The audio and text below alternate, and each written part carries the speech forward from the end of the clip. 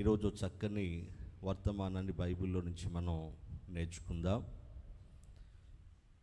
అతిక్రమములు ఒప్పుకుంటావా కప్పుకుంటావా అనేటువంటి చక్కని సందేశాన్ని బైబిల్లో నుంచి మనం నేర్చుకుందాం. అతిక్రమాలు ఒప్పుకుంటావా కప్పుకుంటావా అంటే దాచుకుంటావా అని. ప్రియమైన దేవుని పిల్లలారా, మనుషులమైనటువంటి మనము బలహీనులం కాబట్టి ఏదో ఒక విషయంలో మనం తప్పిపోతూ ఉంటాం. ఏదో ఒక విషయంలో మనం పొరపాట్లు చేస్తూ ఉంటాం, అపరాధాలు చేస్తూ ఉంటాం. మరి తెలిసి చేసినా తెలియక చేసినా తప్పే కదా. కాబట్టి మనం చేసే ప్రతి తప్పుకి దేవుడు తీర్పులో లెక్క అడుగుతాడు. ప్రతి దానికి మనం లెక్క చెప్పాల్సి ఉంది. కాబట్టి ఆ తీర్పులో మనం ఆయన నిలబెట్టి లెక్క అడిగినప్పుడు మనం దోషులుగా కనిపిస్తే మనల్ని నరకానికి పంపిస్తాడు. నరక శిక్ష ఉంటుంది మనకి. అలా కాకుండా మనం దేవుని ఎదుట నిర్దోషులుగా ఉండి దేవుడున్న పరలోకానికి చేరుకోవాలి అంటే దేవుని న్యాయపీఠం ఎదుట మనం నిర్దోషులంగా కనిపించాలంటే మన పాపాలు క్షమించబడాలి. మన పాపాలు క్షమించబడాలి అనంటే అది ఎలా సాధ్యమవుతుంది? మన పాపాలు ఎలా క్షమించబడతాయి? మన పాపాలు ఎలా పరిహరించబడతాయి అనంటే దానికి ఒక్కటే మార్గం. ప్రభువు అయిన యేసుక్రీస్తు యందు విశ్వాసముంచి మన తప్పులన్నీ ఆయన ఎదుట మనం పశ్చాత్తాపంతో ఒప్పుకుని వాటిని విడిచిపెడితే ఆయన మన తప్పులన్నీ క్షమిస్తాడు. అందుకే దేవుని వాక్యం ఏం చెబుతుందో ఒక మాట చదవండి. యోహాను రాసినటువంటి మొదటి పత్రిక 1వ అధ్యాయము 9వ వాక్యంలో ఏమన్నాడో చదవండి. మన పాపములను మనము ఒప్పుకుని ఎడల ఆయన నమ్మదగిన వాడు నీతిమంతుడు గనుక ఆయన మన పాపములను క్షమించి సమస్త దుర్నీతి నుండి మనలను పవిత్రులుగా చేస్తాడు. గట్టిగా చప్పట్లు కొట్టండి. గట్టిగా దేవునికి స్తోత్రం చెప్పండి. మనము మన పాపాలను ఒప్పుకుంటే ఆయన నమ్మదగిన వాడు నీతిమంతుడు గనుక ఆయన ఏం చేస్తాడట? మన పాపములు క్షమించి సమస్త దుర్నీతి నుంచి మనల్ని విడిపిస్తాడట. నీతిమంతులుగా మనల్ని మారుస్తాడట. అంటే మన తప్పులన్నీ క్షమించే అధికారం ఎవరికి ఉంది? దేవునికి మాత్రమే ఉంది. ఆయన మాత్రమే మన పాపములను మన అపరాధములను క్షమించగలడు. ఆయన మాత్రమే మన దోషాలను శాపాలను తీసివేయగలడు. కాబట్టి ఇక్కడ రాసినటువంటి లేఖనం ప్రకారంగా మనం ఆలోచిస్తే మన పాపాలు క్షమించేది ఎవరు? మన దోషాలను పరిహరించేది ఎవరు? మనల్ని నీతిమంతులుగా నిలబెట్టేది ఎవరు? మనల్ని పరలోకానికి చేర్చేది ఎవరు అంటే ప్రభు అయిన యేసుక్రీస్తు వారు మాత్రమే. ఇది ఆయనకే సాధ్యం. కాబట్టి మనం మన దోషాలు పాపాలు పోయేటట్లుగా ఏం చేయాలంటే మన అతిక్రమములను ఒప్పుకొని విడిచిపెట్టాలి. అందుకే సామెతల గ్రంథంలో సొలొమోను భక్తుడు ఏమని రాశాడో చదవండి. 28 సామెతల గ్రంథం 28వ అధ్యాయము 13వ వాక్యం చదవండి. ఆయన ఏమంటున్నాడో. సామెతల గ్రంథం 28వ అధ్యాయము 13వ వాక్యం చదవండి. అతిక్రమములను దాచిపెట్టువాడు వర్ధిల్లడు, వాటిని ఒప్పుకుని విడిచిపెట్టేవాడు కనికరము పొందుతాడు. దేవునికి స్తోత్రం. హల్లెలూయా. అతిక్రమాలను దాచిపెట్టేవాడు వర్ధిల్లుతాడా? చెప్పండి, వర్ధిల్లుతాడా? వర్ధిల్లడు కదా. అతిక్రమాలు దాచిపెట్టుకునేవాడు వృద్ధి చెందలేడు. అతని పాపాలు అతనికి అడ్డుగా వస్తాయి. కాబట్టి మనం వృద్ధి చెందాలంటే మన అతిక్రమాలను మనం ఏం చేయాలట? ఒప్పుకోవాలట. ఒప్పుకున్న వాటిని విడిచిపెట్టేయండి అంటున్నాడు. జాగ్రత్తగా వినాలి. ఒప్పుకున్న వాటిని ఏం చేయాలట? విడిచిపెట్టేయాలట. అంటే పాపాలను ఒప్పుకోవటం ఎంత ప్రాముఖ్యమో ఒప్పుకున్న పాపాలను విడిచిపెట్టడం కూడా అంతే ప్రాముఖ్యం. ప్రియమైన దేవుని పిల్లరా, అలా మన పాపాలను ఒప్పుకుంటే దేవుడు ఏం చేస్తాడట? మన పాపాలన్నీ క్షమిస్తాను అంటున్నాడు. అసలు మన పాపాలను క్షమిస్తాను అని ఆయన అంటుంటే మన నోటితో ఒప్పుకోవడానికి ఏమైంది కదండి? దేవుడు మన పాపాలను క్షమించనంటే బాధపడాలి. మనం చేసే తప్పులకు క్షమాపణ లేదట, మనల్ని క్షమించను అంటున్నాడు దేవుడు అని అనుకుంటే మనం బాధపడాలి, భయపడాలి. అవునా కదా?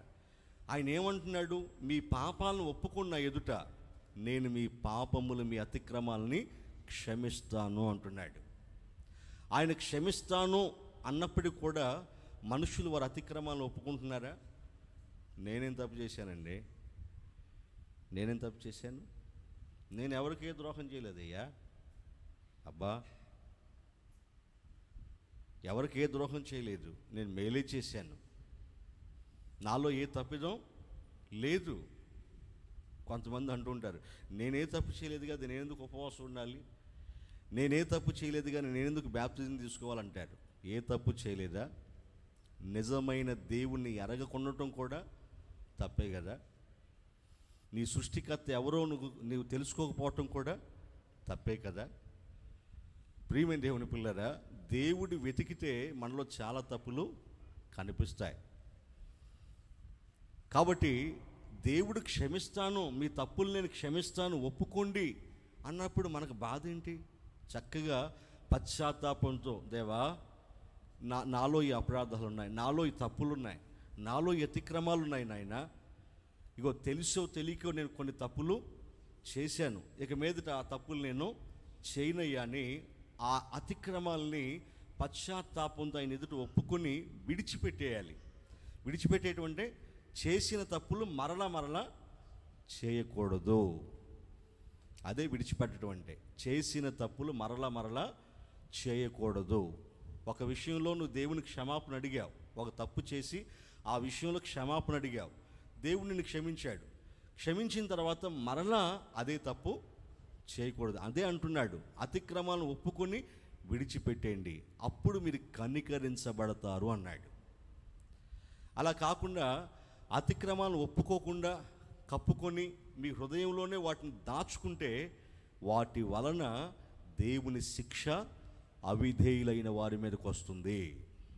దానికి కొన్ని ఉదాహరణలు నేను మీతో చెప్తాను. శామ్యూయేలు గ్రంథంలో 15వ అధ్యాయము 2వ వాక్యంలో దేవుడు సౌలు రాజుకి ఒక బాధ్యత, ఒక పని అప్పగించాడు. 2వ వాక్యం చదవండి. సౌలు రాజుకి ఒక పని అప్పగించాడు. ఏంటి ఆ పని అంటే, సైన్యములకు అధిపతి యెహోవా సెలవిచ్చినదేమనగా, అమాలేకీలు ఇశ్రాయేలీయులకు చేసినది నాకు జ్ఞాపకం ఉంది. అమాలేకీయులట ఇశ్రాయేలుకి కీడు చేశారట. అది వాళ్ళు మర్చిపోయారు, ఇశ్రాయేలు మర్చిపోయారు, కానీ దేవుడు మర్చిపోలేదు. ఎందుకంటే పగ తీర్చుట నా పని అన్నాడు కదా దేవుడు. అవునా కదా? తన పిల్లలకి ఎవరైనా కీడు తల పెడితే వాళ్ళ సంగతి చూసేది ఎవరు? దేవుడు. వాళ్ళని శిక్షించేది ఎవరు? దేవుడు. అదే చేస్తున్నాడు. అమాలేకీయులు అనేటువంటి వారు ఇశ్రాయేలీయులకి కీడు చేశారు ఒకప్పుడు. ఇప్పుడు దేవుడు ఏమంటున్నాడంటే, ఇశ్రాయేలీయులకి రాజు ఏర్పడిన తర్వాత ఆ రాజు అయిన సౌలుతో ఏమంటున్నాడంటే, సౌలా, నీవు అమాలేకీయుల మీద యుద్ధానికి వెళ్ళి ఆ పట్టణం అంతా కూడా యుద్ధం చేసి ఆ పట్టణాన్ని మొత్తాన్ని కూడా పాడు చేసాయి, అక్కడున్న మొత్తాన్ని కూడా హతమార్చాయి, రాజుతో సహా. పశువులు కానీ, గొర్రెలు కానీ, గొడ్లు కానీ ఏది కూడా తీసుకొని రావద్దు, అవన్నీ శాపగ్రస్తమైన, ఎందుకంటే ఆ పట్టణాన్ని నేను శపించేశాను. కాబట్టి వాటన్నిటిని చంపేయి, హతమార్చు అన్నాడు. ఏది అక్కడి నుంచి తీసుకొని రావద్దు అని చెప్పాడు. సరే నాయనా అని దేవునితో ఒక తీర్మానం చేసుకొని యుద్ధానికి వెళ్ళాడు. సైన్యాన్ని తీసుకొని వెళ్ళి యుద్ధం చేసి వాళ్ళని యుద్ధంలో ఓడించి ఏం చేశాడంటే, తనతో ఉన్నటువంటి జనుల మాటలు విని, తనతో ఉన్నటువంటి సైనికులు ఉంటారు కదండి, అధికారులు, వాళ్ళ మాటలు విని ఏం చేశాడంటే, 9వ వాక్యం చదవని ఏం చేశాడు, సౌలును జనులను కూడి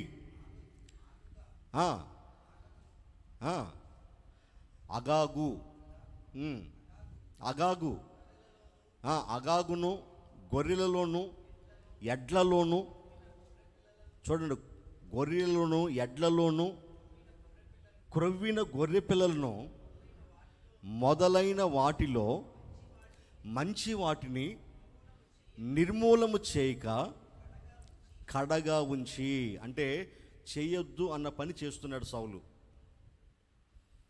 ఏ పని అయితే చేయొద్దు అన్నాడో సౌలు ఏం చేస్తున్నాడు, రాజు అదే పని చేస్తున్నాడు. మరి దేవుడు చేయొద్దన్న పని చేయటం పాపమే కదండి, చెప్పండి. దేవుడు చెయ్యొద్దు అన్న పాపం చేయడం, ఆ పని చేయడం తప్ప కాదా? తప్పే. అలా చేయొద్దు అన్న పని చేశానంటే గొర్రెలను కానీ ఎడ్లను కానీ దేన్ని తీసుకురావద్దు, అవన్నీ నేను శపించేశాను, అవన్నీ శాపగ్రస్తమైనవి అన్నాడు. కానీ ఇతనేం చేశాడు, వాటిని బ్రతకనిచ్చి, అంటే క్రొవ్విన వాటిని బ్రతకనిచ్చి వాటి పక్కకు పెట్టి మిగిలిన వాటిని చంపేశాడు. ఇదంతా దేవుడు చూడట్లేదు కదా అనుకున్నాడు. అంటే నేను చేసేవన్నీ దేవుడు చూస్తున్నాడా అని అనుకున్నాడు. నిజంగా ప్రతి ఒక్కరు కూడా ఇలాగే అనుకుంటారు కదండి.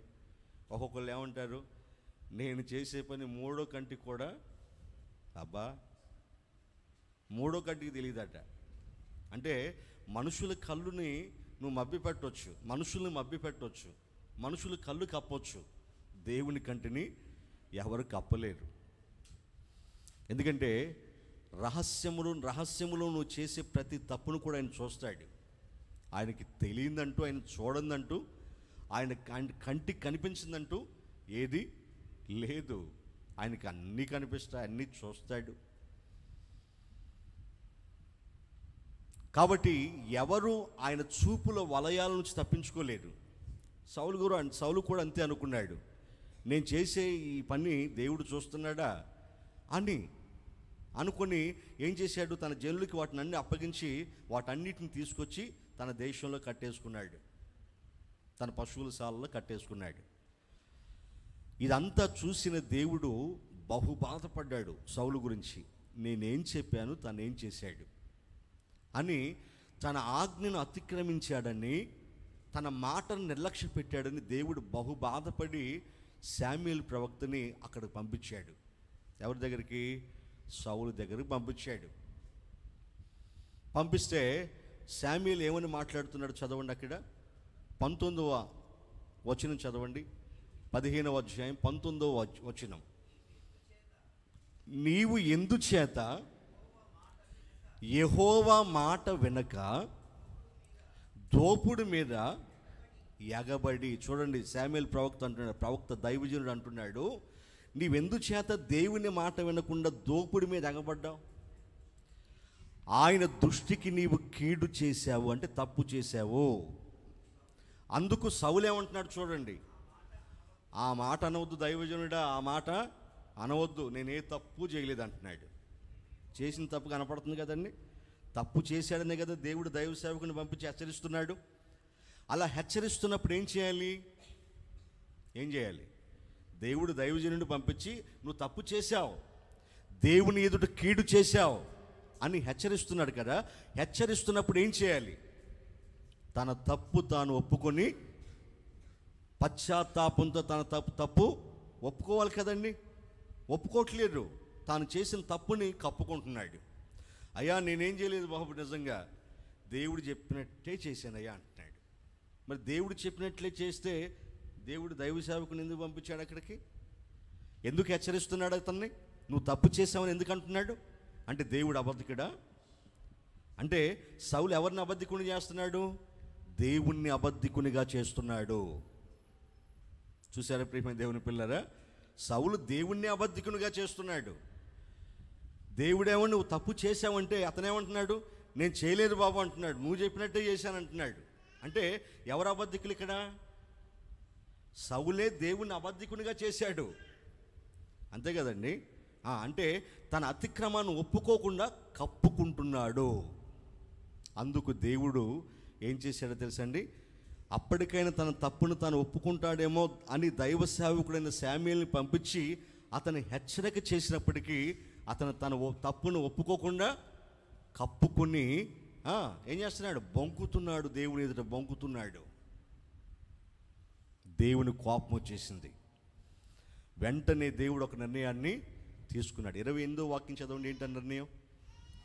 అప్పుడు సమూయేలు అతనితో ఇలా అన్నాడు, నేడు యెహోవా ఇశ్రాయేలీల రాజ్యమును నీ చేతిలో నుంచి లాగివేసి, ఏం చేస్తున్నాడు దేవుడు?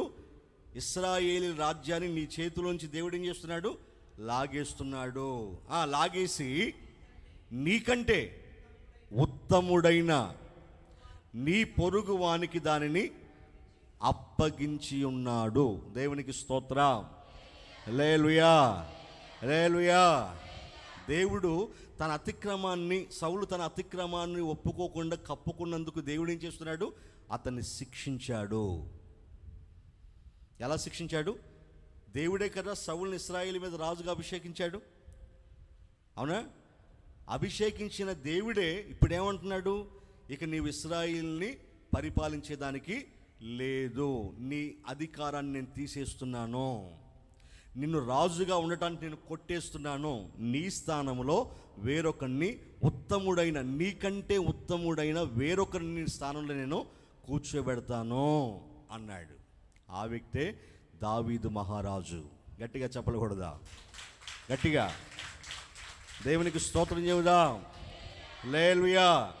చూసారా, అతిక్రమాన్ని ఒప్పుకోకుండా దాన్ని కప్పుకున్నందుకు, అంటే దాచిపెట్టుకున్నందుకు సౌలుకి ఎటువంటి శిక్ష చేశాడు దేవుడు?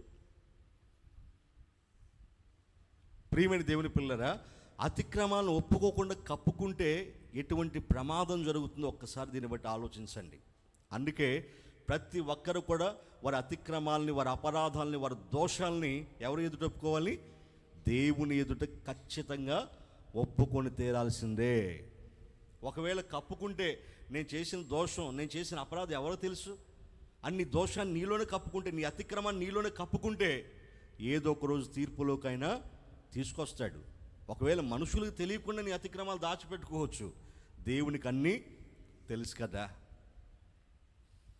కాబట్టి ఆ విధంగా అతిక్రమాన్ని ఒప్పుకోకుండా దాచిపెట్టుకున్నందుకు దేవుడు సౌలును రాజుగా ఉండేదానికి అంగీకరించలేదు, తన అధికారాన్ని కొట్టివేశాడు, తన స్థానంలో వేరొకరిని నియమించాడు. పెద్ద శిక్ష పడిపోయింది కదండి, అవును కదా? చిన్నది కాదు, ఇది పెద్ద శిక్ష. రాజుగా తొలగించేశాడంటే మామూలు విషయం కాదు కదండి. ఎందుకంటే అతను రాజును చేసింది దేవుడే, అతను తొలగించే అధికారం కూడా ఎవరికి ఉంది? దేవునికే ఉంది. స్తోత్రం, హల్లెలూయా. ఇది ఇలా మీ మనసులో పెట్టుకోండి. మన పాఠం ఏంటి? అతిక్రమములు ఒప్పుకుంటావా, కప్పుకుంటావా? అదే సౌలు ఒప్పుకుంటే క్షమించబడేవాడు, దేవుడు ఖచ్చితంగా అతని పాపాన్ని క్షమించేవాడు. కానీ కప్పుకోవటం వలన శిక్ష పడింది. రెండో విషయం, ఆదాము హవ్వలకి దేవుడు ఒక మాట చెప్పాడు, ఈ తోట చెట్లలో అన్ని ఫలాలు తినండి, తోట మధ్యలో ఉన్న ఒక ఫలవృక్షాన్ని మాత్రం తినొద్దు అన్నాడు. ఈలోగా సాతాను సర్పరూపంలో దర్శనమిచ్చి ఆదాము లేని సమయంలో హవ్వతో మాట్లాడి, ఇది నిజమా?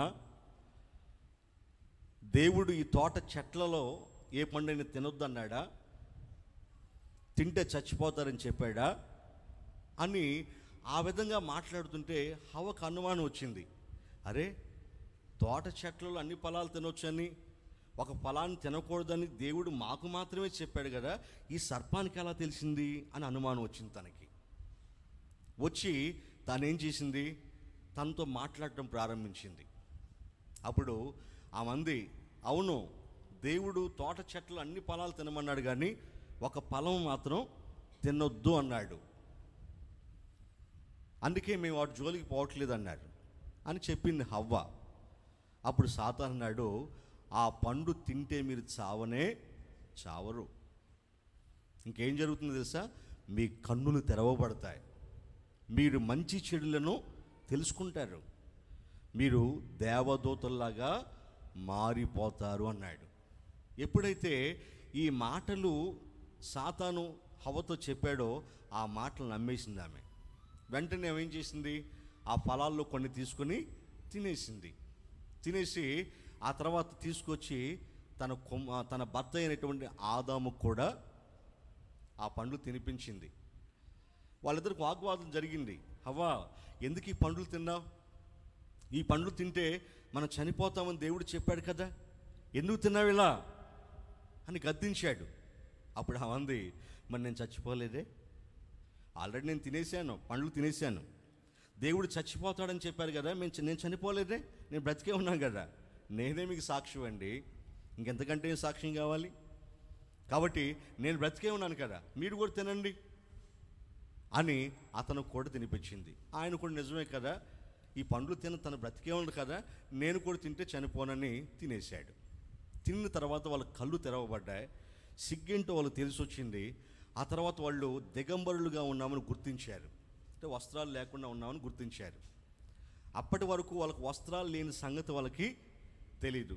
అలాగని వాళ్ళకు వస్త్రం లేదా అంటే ఉంది, మహిమ వస్త్రాలు ఉన్నాయి. అంటే దేవుడు వెలుగునే వస్త్రంగా వాళ్ళకి ధరించాడు. దేన్ని? వెలుగును వస్త్రంగా ధరించాడు వాళ్ళకి. దేన్ని? వెలుగును వస్త్రముగా ధరించాడు. అర్థమైందా మీకు? వెలుగునే వస్త్రంగా ధరించాడు. దేవుడు కూడా వెలుగును వస్త్రంగా ధరించుంటాడు. అదే వెలుగును వాళ్ళకు వస్త్రముగా ధరింపచేశాడు. అప్పటికి వాళ్ళ మనసులు పసిపిల్లల మనసుల్లాగా ఉన్నాయి. ప్రియమైన దేవుని పిల్లరా, అలా ఉన్నటువంటి వాళ్ళు సిగ్గునెరిగి ఆ అంజూరపు చెట్లు ఆకుల్ని కోసుకొని వాళ్ళు ఏం చేశారంటే అవి కుట్టుకొని మొలలు చుట్టుకున్నారు వాళ్ళు.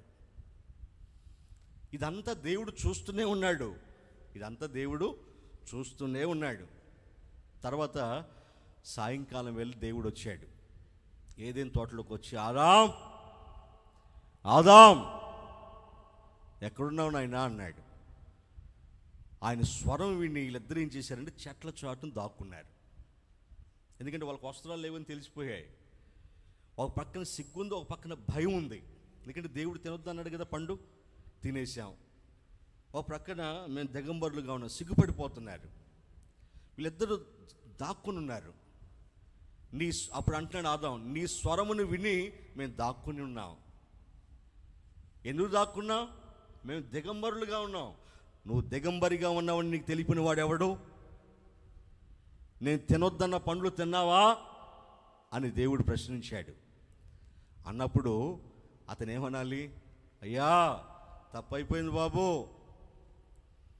నీ ఆజ్ఞని నేను అతిక్రమించాను, తప్పు చేశాము, మేము పాపులము, ద్రోహులము, దౌర్భాగ్యము అని ఆయన పాదాల మీద పడాలి కదండి.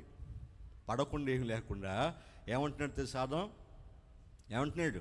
ఇదిగో, నీవు నాతో ఉండటానికి చేసినటువంటి ఈ స్త్రీ ఆ పళ్ళు ఇస్తే నేను తిన్నాను అంటున్నాడు. అంటే దాని అర్థం ఏంటి?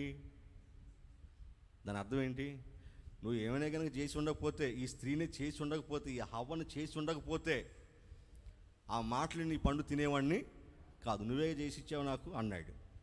అంటే ఆమెను చేసి ఇవ్వడం తప్ప, అతనికి సాటి అయిన సహాయంగా ఉంటుందని అతనికి సహాయం కోసం చేసి ఇచ్చాడు తప్ప? చెప్పండి. ఆమె మాటలు విని దేవుని మాట అతిక్రమించడం తప్పది, నీవు చేసిన తప్పది.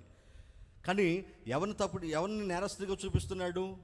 దేవుని నేరస్తుడిగా చూపిస్తున్నాడు. అంటే తన తప్పు తాను ఒప్పుకోకపోగా దేవుని నిందిస్తున్నాడు. నువ్వు ఎందుకు ఇచ్చావేమని అన్నట్లుగా. ఏమైనా ఇవ్వకపోతే నేను ఆ పండు తిని ఉండేవాడిని కాదు కదా అని దేవుని నిందిస్తున్నాడు. ప్రియమైన దేవుని పిల్లలారా, అలా దేవుడు హవ్వను అడిగాడు, హవ్వా ఎందుకు ఇలా చేశావు అని. అంటే నాకేం తెలియదు బాబు, సర్పం అంది. నువ్వు పావును చేసావు కదా, ఆ పాము నాతో మాట్లాడింది, అందుకే నేను తిన్నాను అంటుంది ఆమె. అంటే పావును చేసి ఉండకూడదు అని అంటుంది ఆమె. అంటే మొత్తం మీద ఇద్దరు కలిసి ఎవరి మీద నిందేశారు? తప్పు చేసింది ఎవరు? ఆదాము హవ్వలు తప్పు చేశారు. తప్పును ఒప్పుకోవాల్సింది ఎవరు? ఆదాము హవ్వలే కదా. ఒకవేళ ఆ తప్పును వారు ఒప్పుకొని ఉంటే, కప్పుకోకుండా ఒప్పుకొని ఉంటే, వారి పాపాలను దేవుడు ఖచ్చితంగా క్షమించేవాడే. కానీ ఒప్పుకోకుండా కప్పుకొని పైగా దేవుని మీద నేరాలు మోపారు కదండి. అందుకు దేవుడు ఏం చేశాడు? 16వ వాక్యం చదవండి. ఆదికాండం 3వ అధ్యాయము 16వ వాక్యం చదవండి. ఏమన్నాడు? ఆయన ఆ స్త్రీతో, నీ ప్రయాసమును, నీ గర్భవేదనను నేను మిక్కిలి హెచ్చిస్తాను, వేదనతో పిల్లలను కంటావని శపించాడు ఆమెని. అంటే ఈ శాపం ఎందుకు వచ్చింది హవ్వకి? ఎందుకు వచ్చింది? అతిక్రమాన్ని ఒప్పుకోకుండా కప్పుకున్నందుకు శాపం. చూసారా? అతిక్రమాలు ఒప్పుకొని విడిచిపెడితే కనికరించబడతాం, అతిక్రమాలను కప్పుకుంటే శిక్షించబడతాం. దాని అర్థం అది. అంటే ప్రతి మనిషి కూడా క్రీస్తు యేసు న్యాయపీఠం ఎదుట తీర్పులో నిలబడాలి కాబట్టి, ప్రతి మనిషి లెక్క చెప్పాలి కాబట్టి, మనం చేసేవన్నీ కూడా దేవుని ఎదుట ఏం చేయాలి? ఒప్పుకోవాలి. మనం దేవుని ఎదుట నిర్దోషులంగా, నిందారహితులంగా, నీతిమంతులుగా కనిపించాలంటే మన పాపాలను ఏం చేయాలి? ఒప్పుకోవాలి, కప్పుకోకూడదు. కప్పుకున్నందుకు చూడండి, హవ్వను దేవుడు ఏం చేశాడు? శపించేశాడు. తర్వాత ఆదాముతో ఏమని మాట్లాడుతున్నాడు? చదవండి కింద చదువు. ఆయన ఆదాముతో, నీవు నీ భార్య మాట విని తినవద్దని నేను నీకు ఆజ్ఞాపించిన వృక్ష ఫలములు తింటివి గనుక నీ నిమిత్తము నేల శపించబడింది. ఏం శపించబడింది? నేల శపించబడింది. అదేంటి? ఆదాము తప్పు చేస్తే నేల శపించడం ఏంటి? మనకు ఆహారం ఎక్కడి నుంచి వస్తుంది? నేల నుంచే కదా. మన బ్రతకాలంటే ఏం తినాలి చెప్పండి? ఆహారం. అవునా కదా? మన బ్రతకాలంటే ఆహారం తినాలి. కాబట్టి ఆహారం ఎక్కడి నుంచి వస్తుంది? నేల నుంచి. కాబట్టి దేవుడు ఏం చేశాడు? నేలను శపించాడట. అంటే అది ముళ్ళ పొదలు, గచ్చ పొదలు మొలిచేటట్లు చేశాడు. ఇప్పుడు ఆదాము ఏం చేయాలి?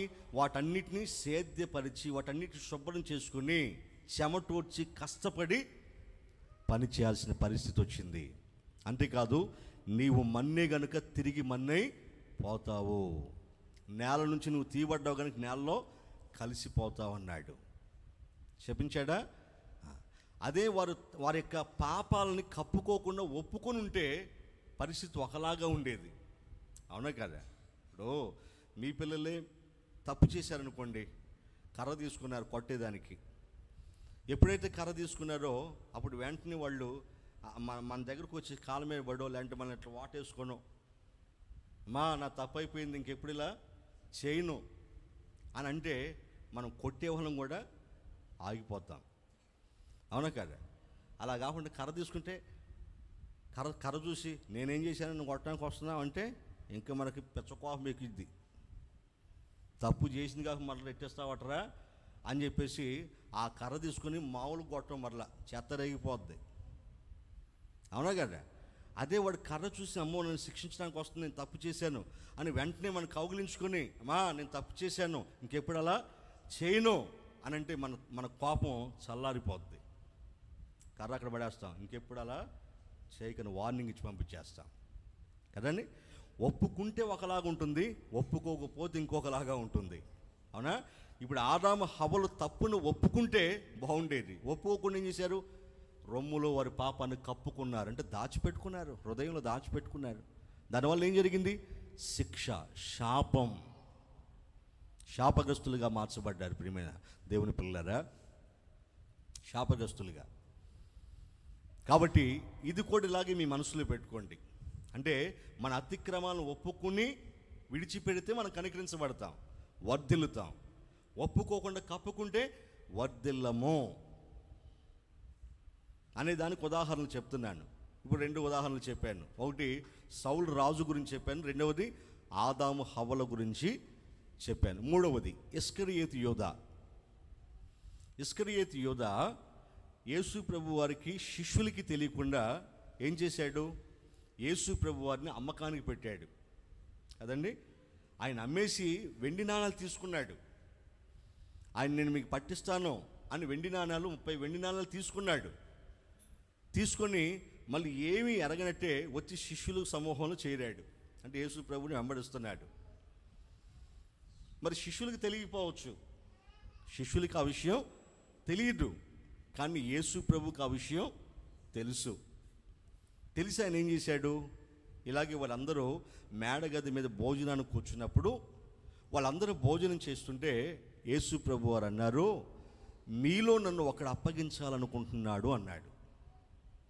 వాళ్ళకి గుండెలు జారిపోయాయి. ఏంటైనా మేము నిన్ను అప్పగించడం ఏంటైనా, ఇదేంటి అని చెప్పేసి వాళ్ళ గుండెలు జారిపోయాయి.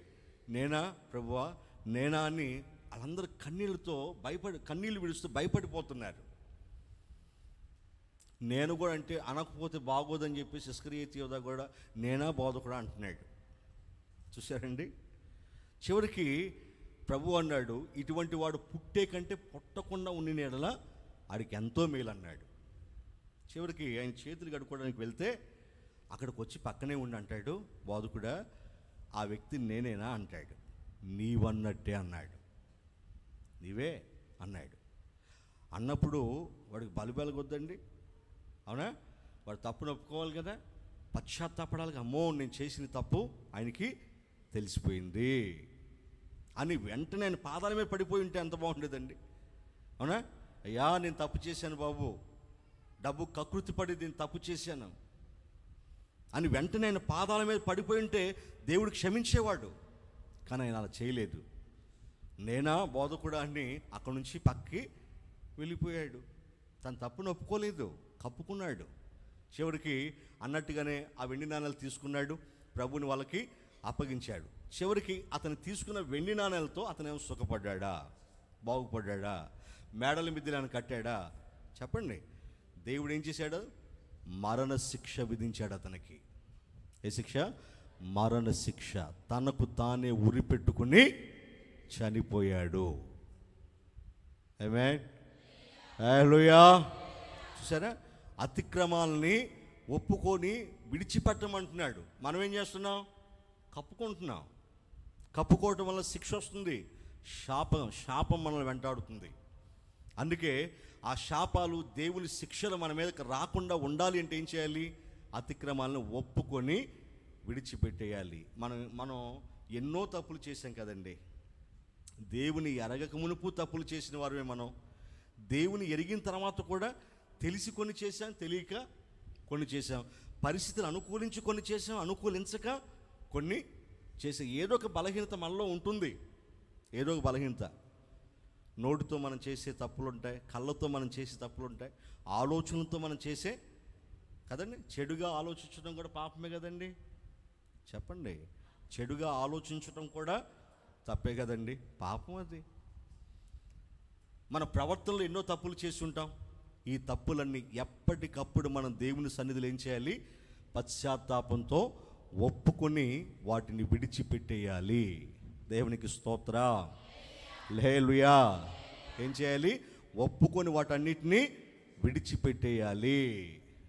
ఒకసారి ఇలాగే దావీదు గారు బత్షెబాతో తప్పు చేశాడు, పాపం చేసి కొంతకాలం ఆయన ఏం చేశాడంటే తన తప్పును ఒప్పుకోకుండా కప్పుకున్నాడు. అప్పుడు దేవుడు ఏం చేశాడంటే నాతాను ప్రవక్తను పంపించి అతని తప్పు అతను తెలుసుకునేటట్లు చేశాడు. అప్పుడు దావీదు గారు ఏం చేశాడు? తన తప్పును దేవుని ఎదుట ఒప్పుకున్నాడు, కప్పుకోలేదు. వెంటనే తన వస్త్రాలు చించుకొని సాష్టాంగపడి నేను తప్పు చేశాను బాబు అని దండం పెట్టాడు దేవునికి.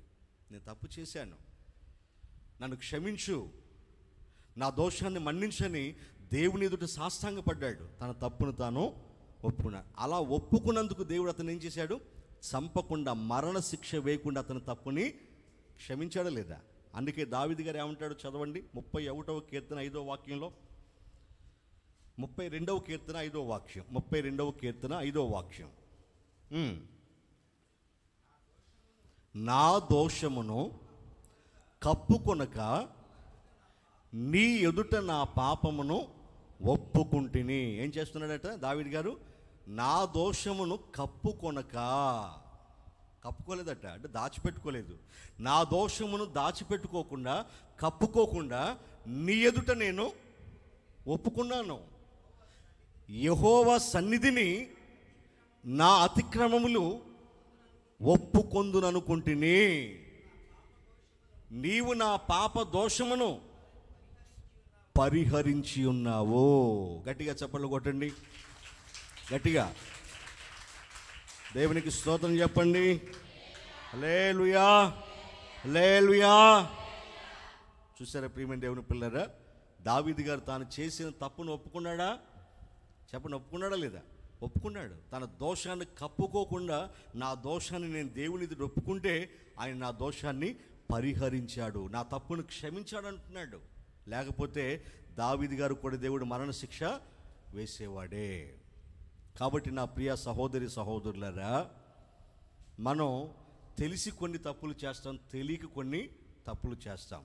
పరిస్థితులు అనుకూలించి కొన్ని తప్పులు చేస్తాం, అనుకూలంగా లేకపోతే కొన్ని తప్పులు చేస్తాం. ఏదో ఒక విధంగా ఏదో ఒక బలహీనత మనలో ఉంటుంది. పొరపాటున కొన్ని తప్పులు చేస్తూ ఉంటాం. కాబట్టి మన మనుషుల సంగతి గ్రహించి, మనలో బలహీనతలు ఉన్నాయని సంగతి గ్రహించి, ప్రతిరోజు కూడా దేవుని సన్నిధిలో మనం ఏం చేయాలి? మన తప్పులు ఒప్పుకుంటూ ఉండాలి, మన అపరాధాలని ఒప్పుకుంటూ ఉండాలి. కప్పుకోకూడదు. ఒకటప్పుడు తెలియకుండా నోరు జారేస్తాం కదండి. నోరు జారి వెంటనే ఏమంటాం? ఎట్లా అంటాం అంటే క్షమించు ప్రభువా అని. అవునా కదా? నోరు జారి వెంటనే అంటాం. నిన్న మన శుక్రవారం గృహ దర్శనానికి వెళ్ళాను. వెళ్తే ఒక ఆమె ఎవరినో తిడుతుంది, ఒక చర్చి ముందు నిలబడి తిడుతుంది. నన్ను చూసుకోలేదు, అటు తిరిగి తిడుతుంది. ఈలోకి నేను అటు నుంచే బండి వేసుకుని వెళ్తున్నాను. చిన్నగా ఆమెను చూసి గుర్తుపట్టి, మనశ్వాసే కదా అనుకుని గుర్తుపట్టి చిన్నగా వెళ్తున్నాను. ఈలోగా ఆ మాట ఈ మాట అనుకుంటే ఇటు తిరిగింది. తిరిగి వెంటనే వందనాలు అయ్యా అంటుంది. చూసారా? మన విశ్వాసే. ఏంటమ్మా ఇక్కడ అంటే, ఏం లేదయ్యా, చిన్న పని కూడా వచ్చా అంటుంది. చూసారా? మళ్ళీ చర్చి ముందు నిలబడి, ప్రియమైన దేవుని పిల్లరా, ఏదో ఒక బలహీనత మనలో ఉంటుంది కదా. దేవుడు మన పాపాలను క్షమిస్తానంటున్నాడు కదా. ఎంత గొప్ప ప్రేమ అయింది, ఎంత గొప్ప మనసు అయింది. అంటే మనం బలహీనమని తెలిసి ఏమంటున్నాడు? మీ పాపాలను నేను క్షమిస్తాను, నా ఎదుట మీ పాపములను ఒప్పుకోండి, నేను నమ్మదగిన వాడను, నీతిమంతుడును, మీ పాపాలను తీసేస్తాను, దుర్నీతి నుంచి విడుదల కలిగిస్తాను, మీకు నేను క్షమిస్తానంటున్నాను కదా. అసలు క్షమించకపోతే కదా మనం బాధపడాలి. క్షమిస్తానన్నప్పుడు ఏం చేయాలి?